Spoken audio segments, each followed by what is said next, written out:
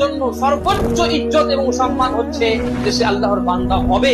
আর যেই ব্যক্তি গুনাহের মধ্যে আসক্ত হয়ে যাবে, সেই বান্দেগি থেকে বেরিয়ে যাচ্ছে, তাহলে এটা তার জন্য কত বড় দুর্ভাগ্যের একটি বিষয় হতে পারে আমরা অনুমান করতে পারি। আরে আল্লাহ তাআলা রাজি হয়ে যদি যান, আল্লাহ দাসত্ব যদি আমরা করতে পারি, পুরো পৃথিবী আমার বিরুদ্ধে যাক, পুরো পৃথিবী আমার বিরুদ্ধে ষড়যন্ত্র করুক, কিন্তু আল্লাহ তাআলা যদি সাথে থাকেন, আল্লাহ তাআলা যদি পক্ষে থাকেন, আমি তারও পরোয়া করি না, এরকম হিম্মত হবে আপনার মধ্যে। কিন্তু সারা পৃথিবী আপনার পক্ষে, সারা পৃথিবী আপনার জন্য সন্তুষ্ট, কিন্তু আল্লাহ তাআলা আপনার উপরে অসন্তুষ্ট, তাহলে কোনো লাভ আছে দুনিয়া থেকে? এমন জীবনের কোনো দাম নেই, এমন বান্দার কোনো মূল্য নেই যে বান্দা হয়ে বান্দেগি আল্লাহ তাআলা করতে পারে না এবং নিজের সম্পর্ক আল্লাহ সুবহানাহু ওয়া তাআলা থেকে ছিন্ন করে নেয়।